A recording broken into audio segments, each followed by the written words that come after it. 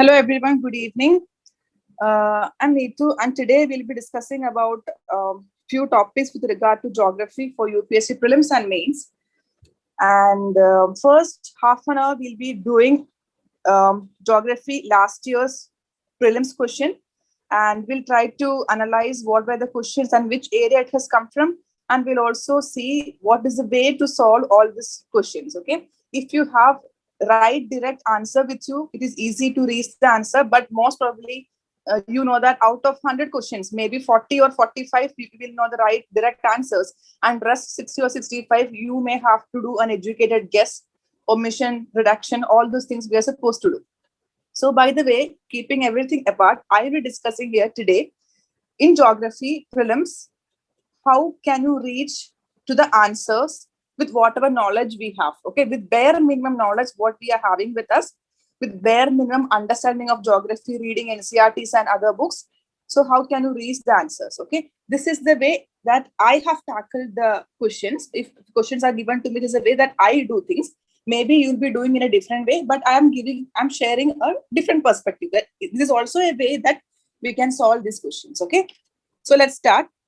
Last year around, I think 12 questions was directly from geography into in the UPSC prelims of 2020. 12 questions have been asked, and all these 12 questions I have taken here. The first half an hour we'll be purely discussing upon these things, because I know that prelims is reaching, and almost we only have around 3+ months to prelims.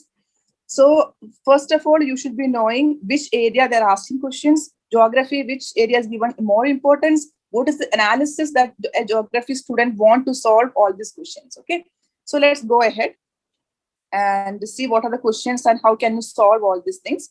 And after solving these things, you will be having a clear picture about what UPSC want from you. Okay, it is not suggested that you study everything what is coming in. You study what you're supposed to study. Okay, so the smart work is what we are planning to discuss here. Let's go ahead.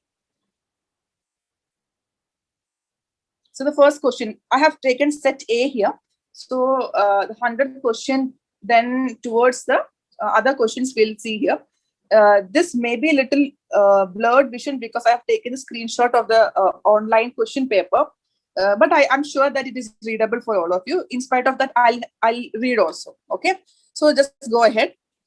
Among the following tiger reserves, which one has the largest area under critical tiger habitat?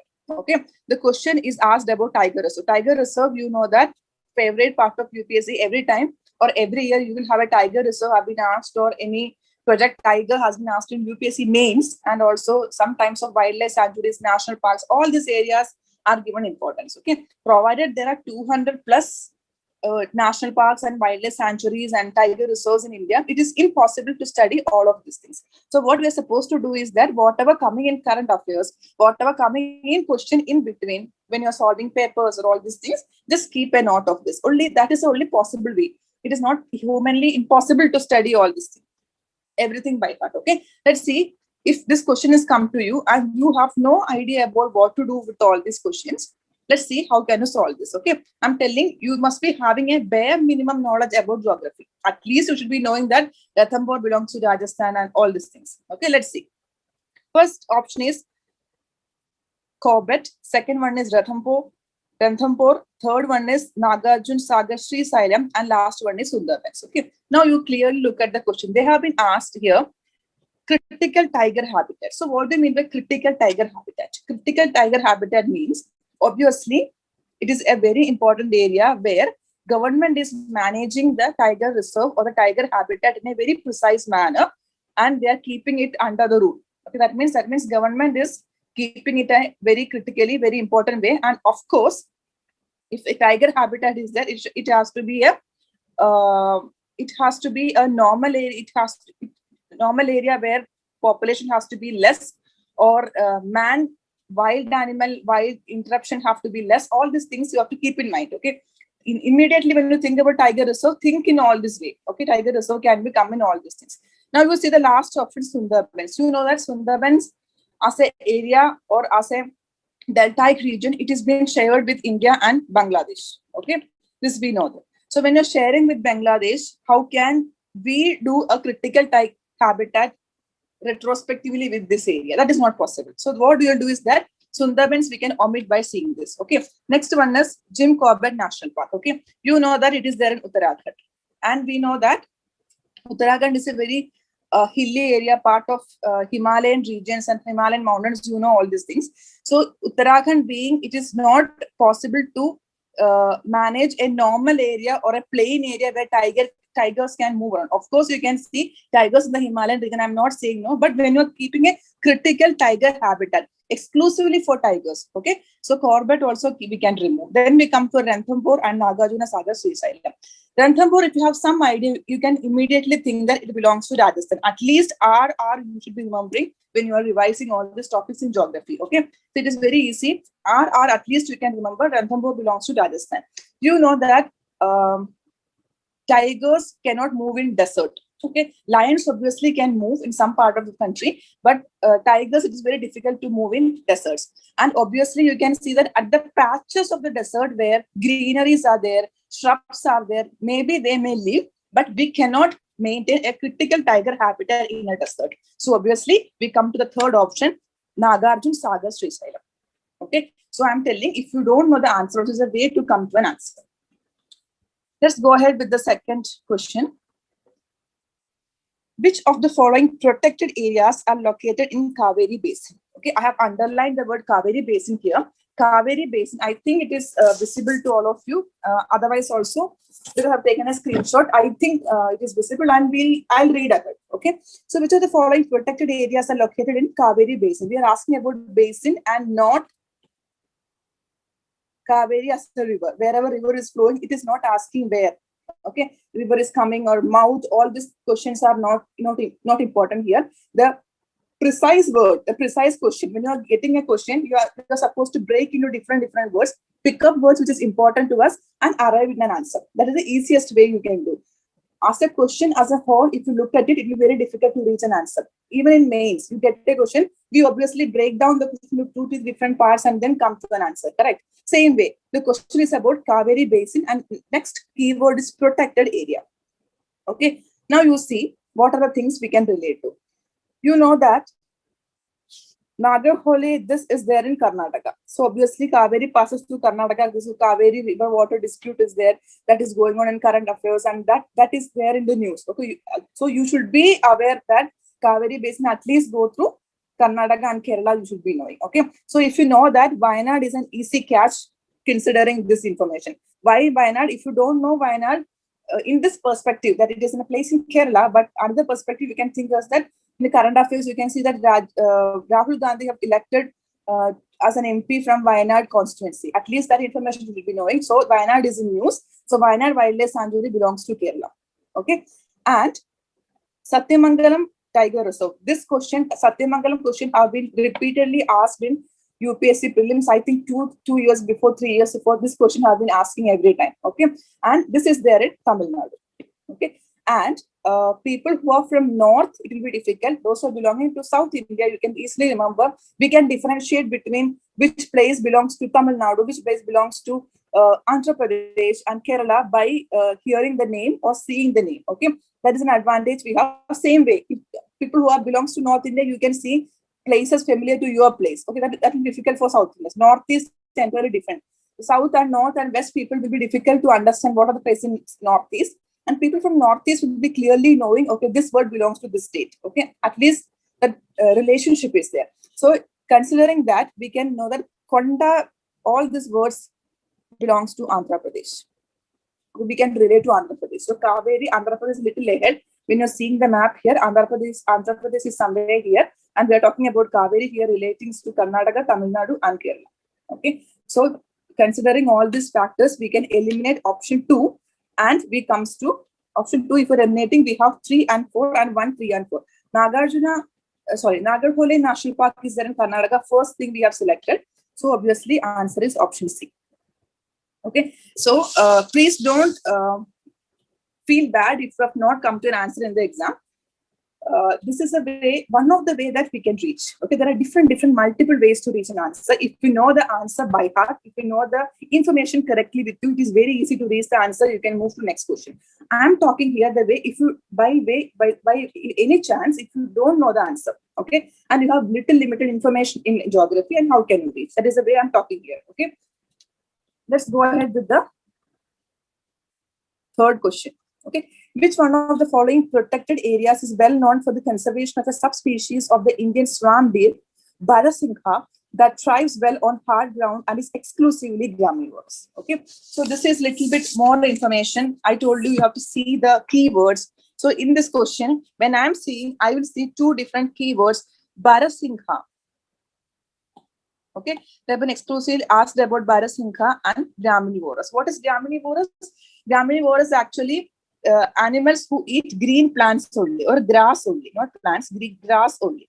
Okay, they eat only grass. Okay, so that we have to keep in mind. And Barasingha, if you don't know what is Barasingha, also Barasingha is actually a deer with like this horns will be there for the deer. That is the concept. Okay, so if you don't know, that is also, it is okay. Graminivorous, I think you should be knowing, because we have been speaking about omnivorous, carnivorous, and we know what is all these things. Okay, so graminivorous is a term which comes along with that. It is there in NCERT textbooks. Okay, you should be familiar. So we are talking about, otherwise, if you don't know all these concepts also, at least deer, you should be knowing that deer eat grass. Correct. Okay, that you should be knowing. Okay, so we are talking about the area where you can find exclusively graminivorous, where the deer which eat only the grasses. We are planning to find out which national park belongs to this. Okay, so first one, considering I don't know the answer, and we have to come to an omission reduction method. First, I'll take Manas National Park. Okay, so first I'll take, when I'm considering about Manas National Park, Manas National Park is there in Assam. We know that. Okay, if you don't know also, it is okay. When you by the process, in the process, you will learn all this. It is only impossible to know all these things. So when I am telling that it is in this state, if you don't know, it is okay. It is not a big issue. You can learn step by step when you are in the process of preparing for UPSC. Okay, so Manas National Park is there in Assam, and you know that Assam flood is there, lot of rainfall. That kind of environment setup is there for Assam. So obviously, when rainfall is there, river resources are there, there will be trees. Okay, and having grasses, the chances of having grass is very less when you are considering the concept with Manas National Park. So I'll cut off this. I'll omit this. Okay, because Manas, considering water resources are more. First of all, you should be knowing what is the difference between grass and a tree. Grass is where the water availability is limited, soil is less fertile, so it can grow only that much. Okay, otherwise there would have been, instead of trees will be there instead of grasses, where there's lush greenery and all these concepts are there. So I'm talking about a place where there is limited availability of soil, fertile soil, and limited availability of water. I'm looking into. Okay, Mudumalai National Park. Mudumalai National Park is in Tamil Nadu and is part of Nilgiri Biosphere Reserve. So obviously part of Western Ghats, lush greenery, tropical rainforest, all these concepts are there. Not possible for grass to be there. Obviously, trees and grass are there, but predominantly graminivorous animals will not be there. So I'll cut off Mudumalai Wildlife Sanctuary also. Then I'll come to Tal Chapar Wildlife Sanctuary. Okay. Tal Chapar, if you belong to North India, you will be familiar with the Chapar second word, surname or family name. All these Chapar names are there. So Tal Chapar Sanctuary belongs to Rajasthan. Okay, and one more important thing related to current affairs is that you should be knowing that Tal Chapar Wildlife Sanctuary is famous for black bucks. Okay, same like deer. Do you look the same like deer, but only that outer portion of the animal. Okay, excuse me for my drawing. If this is outer portion for the animal, this will be black. Okay, that is why we call this animal as black buck. Okay, so black buck poaching, Salman Khan case, you should be aware of all these things. Okay, so because of that case, Tal Chapar Wildlife Sanctuary is famous in this perspective. So we can omit that also, because again, black buck, it is famous for Tal Chapar and not Barasingha or the Indian swamp deer. Okay, considering or omitting all the three options, I'll arrive at a final option called Kanha National Park. Okay, Kanha National Park is there in Madhya Pradesh, and predominantly it is grass oriented. And you can see Indian swamp deer or Barasingha, which are exclusively gramivorous in this national park. Okay, moving to next question. Which of the following are the most likely places to find the musk deer in its natural habitat? Okay.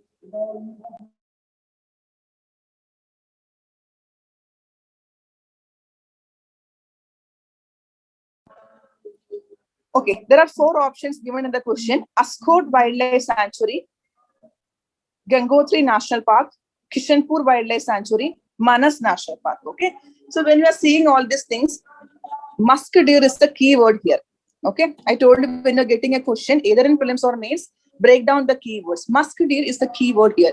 Seeing the musk deer as a keyword, you should be knowing what is musk deer. Otherwise, if you don't know also what is musk deer, at least you should be knowing it is a breed of a deer. It is a kind of deer. Okay, it's asking where can you find it, the musk deer in its natural habitat. Okay, now if you are knowing that Ascot Wildlife Sanctuary's original name is Ascot Musk Deer Wildlife Sanctuary. If you know this question, you are directly into the answer. You have only B and C omitting and 1 and 2 and 1 and 4 left. Okay, considering you know this. Okay, Ascot Musk Deer Wildlife Sanctuary is a name and it is there in Uttarakhand.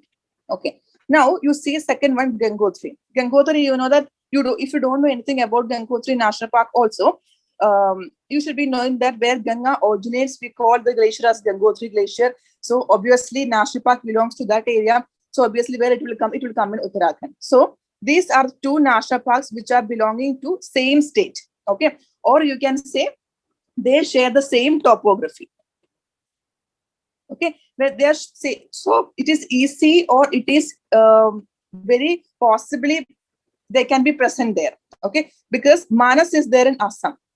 So from Ascot Musk Deer by Uttarakhand to Assam, moving for a deer is not possible or not easy. They cannot move and it is very difficult to find their natural habitat. So obviously one state is there and 2 different places if you're having, it is easy for them to move here. So obviously we'll be selecting option 1 and 2. Answer is A. Okay. This is actually a knowledgeable guess question because you should be knowing answer option 1 is Ascot Musk Deer Wildlife Sanctuary and it is there in Uttarakhand. Provided if you know this, then only you can reach this answer very quickly. But there are other ways also that people have come to an answer. I just told you one way. Okay. Next question. With reference to ocean mean temperature, OMT, which of the following statements are correct? Okay. So we are talking about ocean mean temperature. Okay. This is a question directly from class 11 geography. Okay, fundamentals of physical geography, you have a book, it is directly from this textbook. Okay, the same statements, everything is there. So now considering that you don't know this one, okay, you have not heard about all these things. With reference to ocean mean, what are the keywords I'll take from this? I'll take ocean mean temperature, OMT, from this one, and I'll see which one is correct. So ocean mean temperature. Oceans, you know that oceans play a very important role in maintaining the climate or maintaining the environment as a whole. They play a very important role. A lot of climate change factors, environmental change factors, everything is purely depending upon oceans. Okay, you know that El Nino, La Nina, all this, Enzo, all these things happens with respect to oceans. So the oceans play a very important role. Okay, first statement says that OMT or ocean mean temperature. So ocean mean temperature, what are you thinking? You are actually trying to measure the temperature of the ocean. Mean temperature of the ocean that we are trying to assess from this process. At least you should be knowing this. Okay, if you don't know anything, just break this 3 sentences. Ocean mean temperature. What am I trying to do? I'm trying to understand the mean temperature of the ocean at a point. Okay, correct, easy. Let's go. OMT is measured up to a depth of 26 degrees Celsius isotherm, which is 129 meters in the Southwest Indian Ocean during Jan-March. Okay, very blunt, very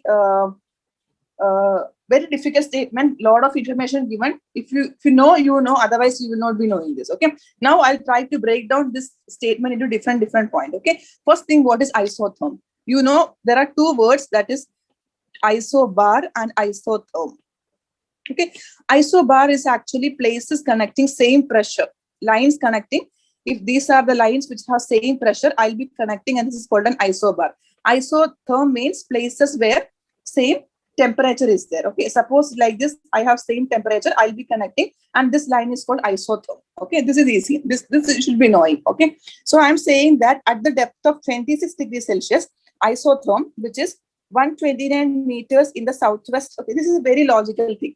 They are saying 129 meters. Okay, you know that depth of the ocean will change every time depending upon how waves are moving, ice melting, ocean currents are moving. Depth we cannot fix at 10 every time. We can only calculate depth only in a range, not at correct 129 meters, 130 meters. So this will go wrong.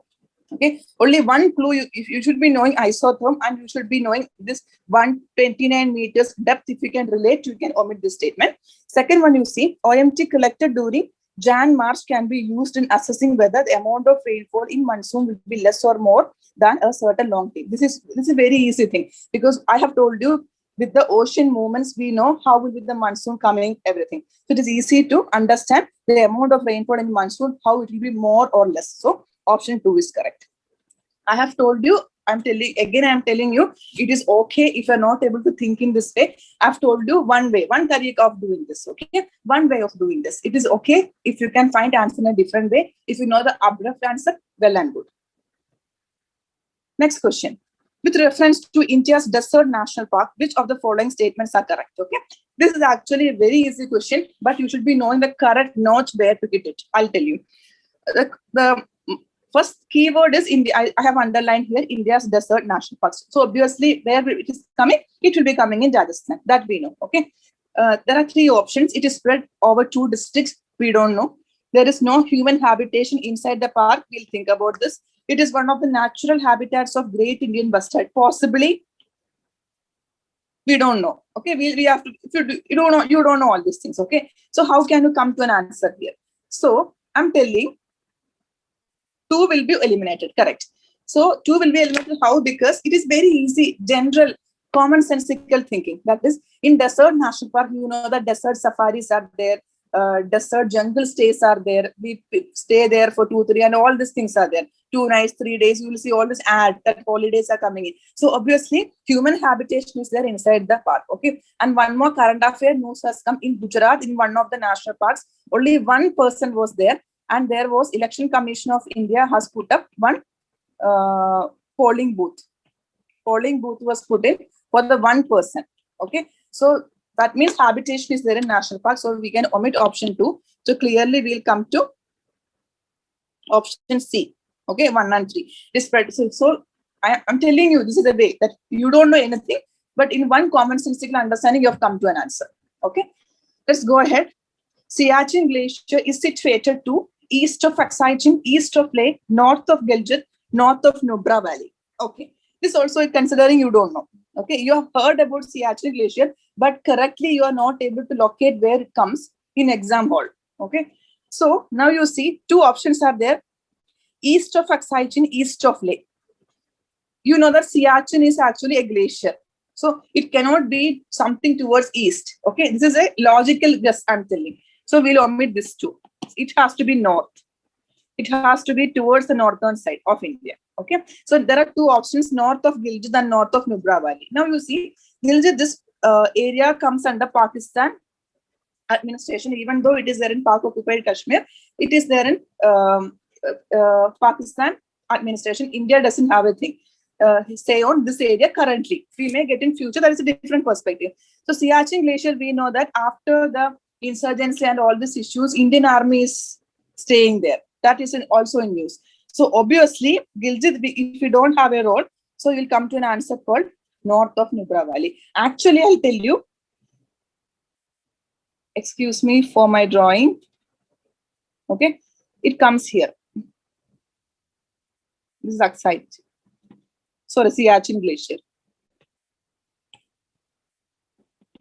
Siachen Glacier. Aksai come here, this area.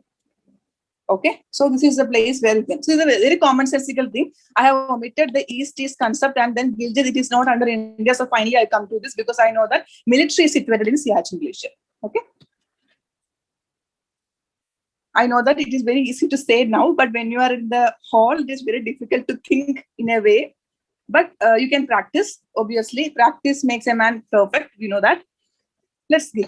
36% of India's districts are classified as overexploited or critical by the Central Groundwater Authority. So the question is talking about water, correct? You got that idea. And we are saying that forget about the numbers. The numbers may change. Okay. It may go up. It may, so correct numbers, it is very difficult to analyze. Okay. And we're talking about the water. Obviously, water, we are saying that exploited and critical. This is what the first statement is saying. Central Groundwater Authority was formed under the Environment Protection Act. We don't know. Considering you don't know. India has the largest area under groundwater irrigation in the world. Okay. This question you see. Okay. This question you see. This statement you see. India has the largest area under groundwater irrigation in the world. Okay. How can you logically assess if the statement is correct or not? Okay. I'm talking as if we don't know all the three statements. Third statement, the general statement we have taken, we're trying to understand if this is correct or not. Largest area under groundwater irrigation in the world. We know that more than 50% of population depend upon agriculture in India. Okay, even though we have only 15% of GDP coming from agriculture, but preferably people are engaged in agriculture or primary activities, and more people are employed also in that activity. And because of that, we are not having much economic development as planned. We know all the situations in India. Okay, so we are saying that. So obviously, you know that water has to be there for irrigation. More than 50% people are depending upon agriculture. They need water in the field, correct? And you know that water in India everywhere will not reach by river, or canals are not built as specifically to reach every cave. It is not possible. So obviously they'll be doing borewell process. Okay, so groundwater irrigation. So we are using that, and considering the land area, we can assess that this is the correct answer. Actually, it's a fact. You should be knowing this, but I'm telling a logical way to come to it. Okay, so if you know answer 3 is correct, I'll omit 1 and C. Okay, now I have 2 and 3 and 1 and 3 pending. Now I'm saying that India has the largest area under groundwater irrigation. Then I cannot say it is overexploited or critical. Only 36%. It should be more. Correct. More 50% of the population, more than 50% if they are included, indulged in doing a groundwater irrigation, then we can say that it is 36%. It has to be more. And one more thing, in UPSC and whatever test series you do, wherever numbers are given, most probably the answer will be wrong. Okay, I'm telling you a knack or tip of doing it. Sometimes there's only a chance of 90%, 10% chance are there that the answer can be right. So don't abruptly take what I said. This is the experience of doing things. Okay, so this is wrong, and answer 2 and 3 is correct. Okay, next go to the next question. Okay, now this is also a very interesting question. Okay, many people found it very difficult. Okay, about the jet streams. Okay,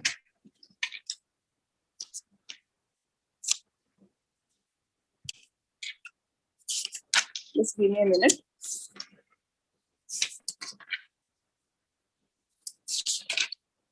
Okay, let's go ahead. Jet streams occur in the northern hemisphere only. Okay, so wherever questions come as only, all, not, will not, should not, shall be, this there's a question mark. Okay, please see all the statements again and again. There are chances that it can be wrong. So jet streams occurs in north hemisphere only, not a possible thing. No, it occurs in southern hemisphere also. It is wrong. Okay, so if 1 is wrong, I'm not able to include this in one page. Yeah, okay. If 1 is wrong, option A and D is gone, and 2 is automatically become correct. Okay, now you see, temperature inside the eye of a cyclone is nearly 10 degrees Celsius lesser than that of the surroundings. Okay, now you see, you cannot say that temperature outside the eye is 10 degrees Celsius lesser or not, because different cyclones have different set of temperatures. How can you assess that inside the eye is the temperature, outside the eye 10 degree correct? So that is not a practically, it is not possible. The wrong answer and becomes answer. Okay, I'm sending away that if you don't know all these things, logically you can come to all these answers. Okay, now you see next one. Okay, this is a very interesting thing. People who know history also can solve this. Okay, why? Because river Thames is there. Okay, river Thames is there in UK. We know that. So option 2 is eliminated. Okay, so I have 3 and 4 pending. 3 is come bonus for me. 3 has become correct. Okay, And one is nowhere in the picture now, because with two, one is also omitted. Now I have three, only three, otherwise I have 3 and 4. Okay, now using Zambezi. Okay, yes, it is in Indian Ocean. You see, southern African continent, if you are seeing, countries here, Zambezi, Zimbabwe, Zambezi, all these countries. So Zamzim, can you imagine? Can you able to relate? So the river actually flows here. Zambezi river passes through this state, and Indian Ocean and Madagascar is here. We know that. So it is correct. Answer is 3 and 4. Okay. Just I have guessed with this word. Okay. And possibly it has come right. Okay. This is a direct question. There is nothing guess doing. There are type of question who comes in this way also. This is directly from NCERT. Class 9 it is there, 11 it is there. Okay, all the classes cover this information. Only one keyword and I got the answer. I'll tell you why. Okay, the crop is subtropical in nature. A hard frost is injurious to it. It requires at least 210 frost-free days. As soon as we see 210 frost-free days, we come to an answer called cotton, because directly given in NCERT. Okay, so some questions, yes, we cannot guess, we cannot come to a logical understanding. Wherever you are seeing 210 frost-free days, the answer is cotton. Okay, that is how we can come to an answer in my way, because we cannot. Another clue is that there is another clue given that soil capable of retaining moisture. So that is black soil. Okay, found in Maharashtra, Gujarat, that area, and black soil retain moisture, and that also we can relate to cotton. Okay, correct.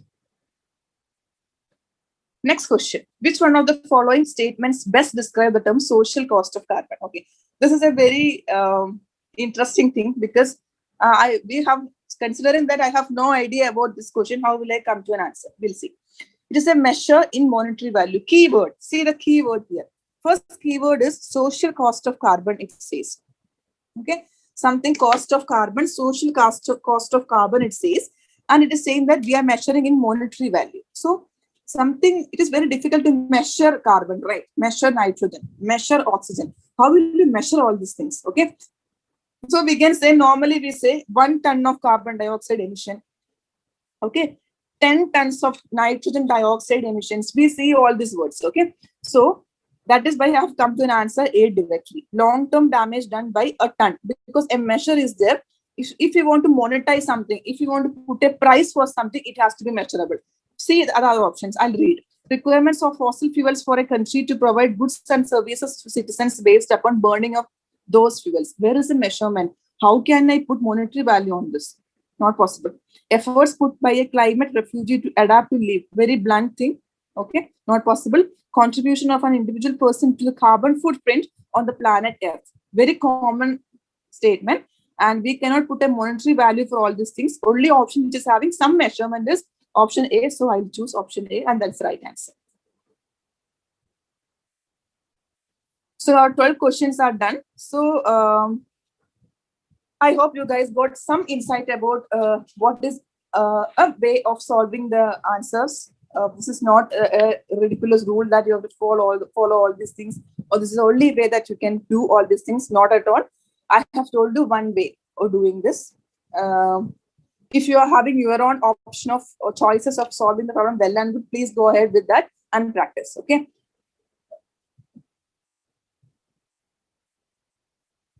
Okay. Now you see today. So there are 3 days which we will be having this webinar, and I'll be discussing about some concepts. Okay. Obviously, we cannot cover entire geography, so we're discussing about some concepts. So today we'll talk about structure of atmosphere. Structure of atmosphere.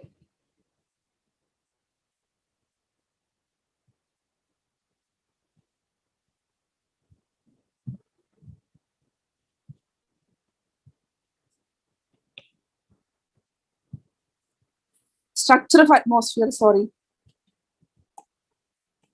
Structure of atmosphere. In structure of atmosphere, see, purely I'm talking with respect to NCERTs. Okay, I have not taken this concept from any other book.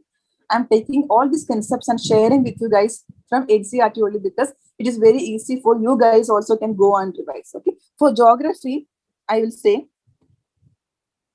you have 3 NCERTs, class 9, class 10, class 11 and 12. 11 and 12, 12 is optional. Okay, if you have time, you can read this. Class 11 is most important. Okay, class 11 and 10 is the starting thing. The upgraded version is given in class 11. So once you revise class 9 and 10 for some time, then purely you can stick to class 11. Okay, class 11, fundamentals of physical geography. The book is very important. You may find it difficult to, it has around, I think, 15, 16 chapters and around 6 units. You may find it difficult because every statement, every word is important here. And it is important also because we don't have any other source. We may depend for world geography in some other textbook, but obviously physical geography is important. So you have to go through class 11 NCERT textbook. There is no other choice. And I am teaching you today, or I will be talking in the coming 3 days, including today, purely based upon NCERT. I'm not taking the concepts from any other book. Okay, so that it is easy for you to guys revise. Okay, just start. So we know that air is very important thing. Okay, it's an integral part of Earth mass. 99% of the total mass of the atmosphere is confined to the Earth surface. Okay, I'll tell you this one. I'll show you this one. Suppose it's a pie diagram. Only 1% left. 99%, okay, of the atmosphere consists of air. Okay, this is a very cool idea. You got it? Very simple to understand. Okay. And if this is Earth surface, if this is Earth, and if this is atmosphere, you can see, for example, around 32 kilometers from the surface of the Earth above, okay, you can see air here. So air is colorless, odorless, and can be felt only when it blows as wind. Okay, this information also you know. Okay, so this is a basic understanding because I won't talk about atmosphere. You should be know a little bit about air. Now let's get to understand what the atmosphere consists of. Atmosphere consists of 3 different constituents, that is gases, water, vapor, dust particles. Okay, whatever I am teaching you today, it is the same in NCERT. Okay, I have only framed the concept and sentences according to my wish to make your learning easy. Otherwise, the same idea, different statement in NCERT. So you will not waste your time listening to me because you are listening to NCERT at the same time. Okay, but I'm making you concepts clear. We are talking that atmosphere is there. Atmosphere are actually divided into 3 different constituents. Atmosphere have gases. Atmosphere have water vapor. It also have dust particles. If you are taking note, you can take note with me. Keep writing with me. So at the end of 3 days, you will have some kind of lecture notes so that you can revise before prelims. Okay, I'm covering each and every composition of, if I'm taking a topic, I'm covering the entire topic. Okay, for your convenience. Okay, let's go. Gases. First, we'll take gases. Okay, now if I tell you what are gases, what is a gas, suddenly what will come into your mind? You will think about different types of gas like nitrogen, oxygen, carbon dioxide, all this hydrogen, all these things you will think. Okay, so there comes the UPSC prelims question. Okay, there's a question between, I'm talking about gases. Okay, first thing, gases, water vapor, dust particles. 3 things we are going to discuss. Okay, with regards to gas, what will I see? Okay, I have something called nitrogen and oxygen. There is a question that roam around these 2 particular items. Okay, always composition of gases we'll talk. Okay, so nitrogen and oxygen, the prelims question roam around this concept. I'll tell you. Okay, there's a question called which air is high in volume in air and which air or which gas is high in volume in crust. Okay, so nitrogen is high in volume in air. Okay, I'll write down high in volume where air. Oxygen, so you will get confused because logically if you start thinking, you will think that we are breathing oxygen. So obviously what will be most or what will be maximum in the atmosphere? Oxygen. No, that is not the answer. Nitrogen is maximum. It's around 78.08% nitrogen content is there in the atmosphere. Okay, oxygen at the same time it is there, but it's only 20%, 20.08 or 20.95 some percentage is there oxygen in atmosphere, and oxygen. But where then? What is the question roaming around? Where is oxygen high? Oxygen is high in crust, Earth's crust. Okay, about crust, mantle, core, everything we'll talk when we're talking about the internal part of Earth.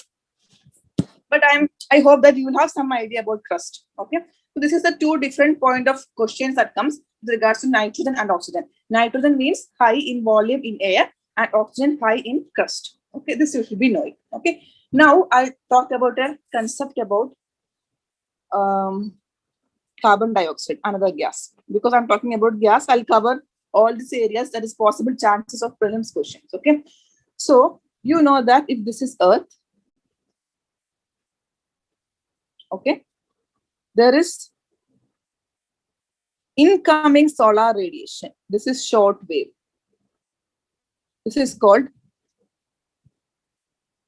incoming short wave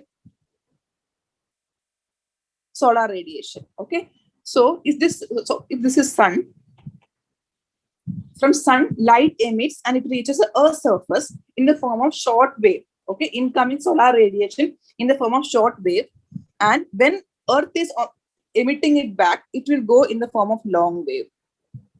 Okay, this is long wave, outgoing, terrestrial. Okay, sorry, we are talking about carbon dioxide on a what macro perspective. We're talking about atmosphere. I say that atmosphere consists of three different composition, like gases, water vapor, and dust particles. Gases, there is a confusion between nitrogen and oxygen that we have cleared. Then next we come to carbon dioxide. With regards to carbon dioxide, there is incoming solar radiation, which is short wave. There is outgoing solar radiation, which is from the Earth, that is called long wave or terrestrial radiation. Okay, I think this much is clear. Now we come to the carbon dioxide effect. What is this? Actually, if this is a molecule of carbon dioxide, incoming solar radiation is there from sun, it will allow to pass through and it will reach Earth's surface. Okay, and after some time, when Earth is trying to radiate back whatever light or the heat came from sun, process is done in Earth. Earth as a whole, as a body, will not retain any heat from sun. That you should be keep in mind. Okay, in if time allows, I'll talk about heat budget of the Earth today, otherwise tomorrow. So in the heat budget of the Earth, we have a clarity or clear-cut idea that Earth as a body will not keep any point of heat with it. Whatever comes to Earth, it will give back. It is not maintaining any heat. Okay, so whatever comes, it is reflecting back as long wave terrestrial radiation. Considering carbon dioxide is here, what will happen? Carbon dioxide will not allow this wave to pass through. It became opaque. This was transparent. You know, I hope you know the difference between opaque and transparent. Okay, so it will not allow to pass. What will happen? Again, it will reflect back to Earth. So our atmosphere become more hot, and this process continues. And this effect as a whole is called greenhouse effect. I'll tell you again. Incoming solar radiation is coming in the short wave form. Outgoing solar radiation is going in the long wave form. Okay. Earth as a body will not retain any of the amount of heat with it. Whatever coming in, it will reflect it back. Okay. Carbon dioxide as a molecule will allow incoming solar radiation to pass through. It will reach the Earth's surface, and after some time, or in the night or the early morning time, when Earth is planning to or trying to reflect back whatever rays have come to it, what has happened is that carbon dioxide acts as an opaque body, and it will not allow this outgoing solar radiation or terrestrial radiation to pass through, and it will reflect it back to the Earth's surface. It will reach the atmosphere. It again make the Earth very hot, and this phenomena is called greenhouse effect. Okay, so carbon dioxide is an example. Like, can you think like that? Okay, now you see another gas I would like to discuss here is ozone. Okay, ozone. This is Earth. Okay, ozone actually exists 10 to 50 kilometers above the Earth's surface. Okay, suppose ozone layer is here. Okay, if ozone layer is here, whatever incoming solar radiation is there, it have what it has. It has ultraviolet rays. See, whatever I'm saying small things like long-wave terrestrial radiation, ultraviolet rays, okay, ozone. But all these things are possible questions for a prelim. Okay, that will be keeping in small things will work for you big time in answer hall, in the exam hall. Okay, I have experienced that. Okay, so do that. Okay, small things you keep revising, multiple revisions. It will retain. It will help you to come to maybe to omit one option. It will help you big time. We have seen how at least as common sense understanding is helping us. Okay, so what has happened is that ozone layer will refrain or filter whatever ultraviolet rays are coming, and only what left is allowed back to the Earth's atmosphere, thereby keeping us safe. Okay, and we know that how there is problem of all happening in the ozone layer, how it is managed. All these things are different kinds. So these are some gases I want to discuss. So then we'll discuss about, so gases we have discussed, and we'll discuss about water vapor. Quickly we'll see water vapor. Second one is water vapor.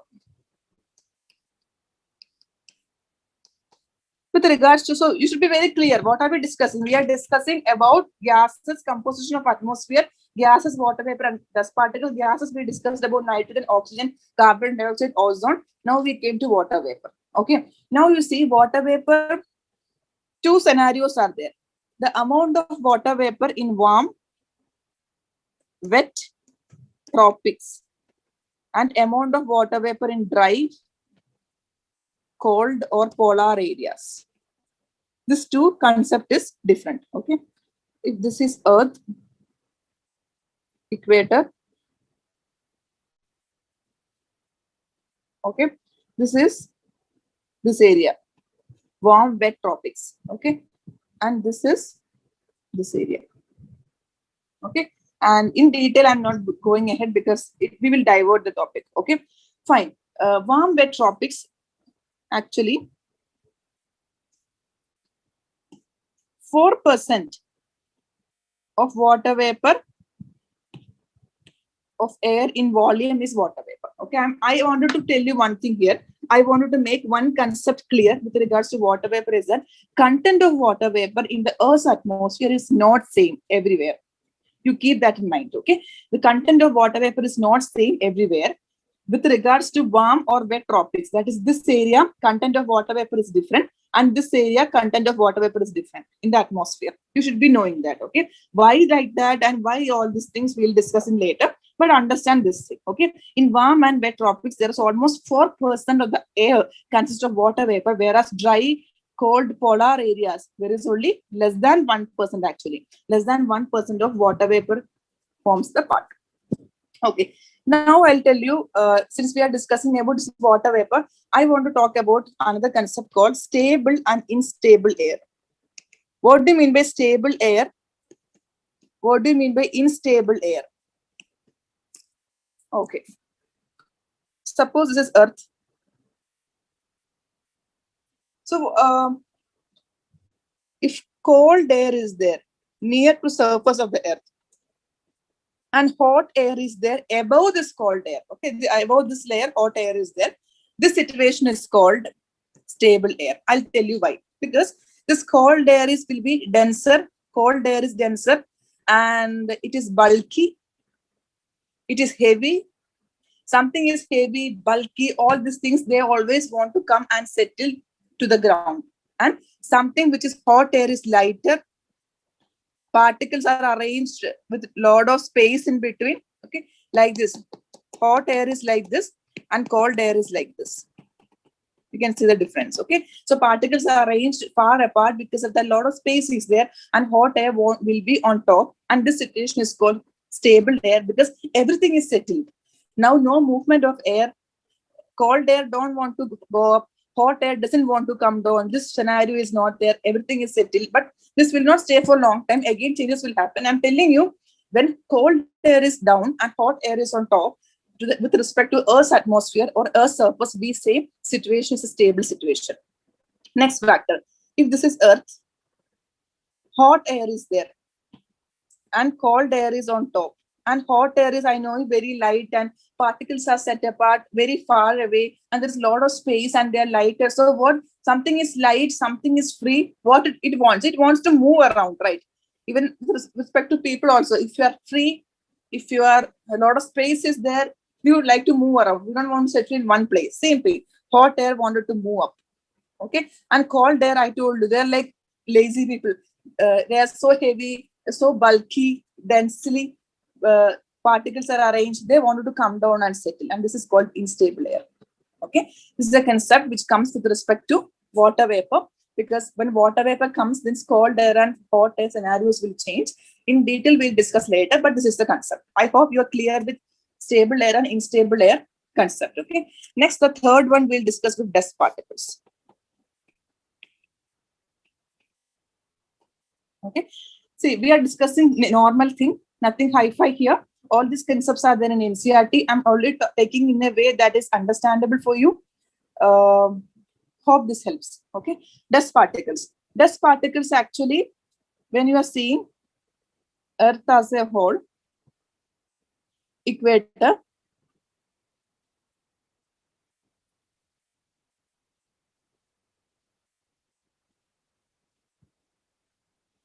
polar region,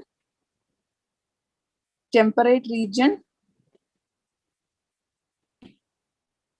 equatorial region. Okay, this you should be knowing. So, this temperate region, you will have dry wind because of that increase in dust particles. I'll tell you why. Okay, how can you relate? How can you understand this concept? Okay, I'm telling temperate. The temperate region is this area. This area you see away from equator. That means what? Evaporation, heat, everything is less, so we can move freely. So dry wind is more here. Okay, when you come to equator, with the effect of ocean, water bodies, whatever it is, evaporation is more. Air is sticky. It is very difficult to move around. Because of that, wind will not be dry, but temperate regions, dry wind is there, so dust particles will move far. Equator and polar regions is very heavy. Okay, and we are talking about dust particles here. How dust particles will move around? First, you should be knowing what is polar region, temperate region, and equatorial region. I'm saying that temperate region, because the content of moisture is less, dry wind is fine, so dust particles can move far, increase in dust particles. Okay, when it comes to equatorial region, you know that what moisture is there in the atmosphere every time. Because of that, wind is dry wind concept is not there. Because of that, there is less dust particles. Very easy to understand. You see how the atmosphere is. If the atmosphere is sticky, water vapor is there, very difficult for wind to move around. Dry wind you will not see, so dust particles will not move. So where are you finding where moisture is there, evaporation is more? Equatorial area. So equatorial area, dust particles are very less. Okay, movement of dust particles. Temperate area, movement of dust particles are very high.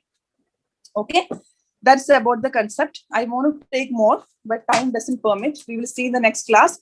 But I'll take a quick recap of what we have discussed today. First half an hour, we were discussing about previous year questions. 12 questions we have discussed. I hope it have benefited you guys. At least have a recap of the questions and go through all these things. Then we discussed about structure of atmosphere. I have said you around, we have discussed that atmosphere is divided into gases, water vapor, and dust particles. Gases, we discussed about nitrogen and oxygen concept. I told you nitrogen is very high volume in air. Oxygen, very high volume in crust. From today onwards, you should not be confused with this concept, nitrogen, because this question repeatedly comes in all the test series. You will get confused. Okay, nitrogen, air, oxygen, crust. Okay, then we discussed about greenhouse effect with respect to carbon dioxide. We discussed about ozone layer, ozone, how it is refraining or filtering ultraviolet radiations coming from sun. Then we discussed about water vapor, where we discussed about warm, wet, tropic, and dry, cold areas of polar areas, how the content of water vapor is there. In warm, wet tropics, 4% of air by volume, we have water vapor, and dry, cold areas, there is less than 1% only we have water vapor. And we discussed about stable and unstable air concept. Stable air means cold air is settled down, okay, and hot air is above. Because of that, the condition is stable. There is no change is desired. is not desirable. Okay. Then it comes to unstable air, where hot air is down, cold air is on top. So always this hot air want to go up and cold air want to come down, and they want to say this instability is there. Because of that, we say the situation is unstable air. Then we discussed about dust particles. Dust particles, we should be knowing polar area, temperate regions, equatorial regions. We said that in temperate regions, the content of moisture in the atmosphere is less. Because of that, wind, whatever is flowing, movement of air is called wind. Whatever air is flowing, that is dry. Because of that, dust particles are less. Dust particles are more. Dust particles are more. When it comes to equator, moisture is there, dust particles are less. Okay, that's all for today. I hope this session helped you guys. Thank you and see you tomorrow.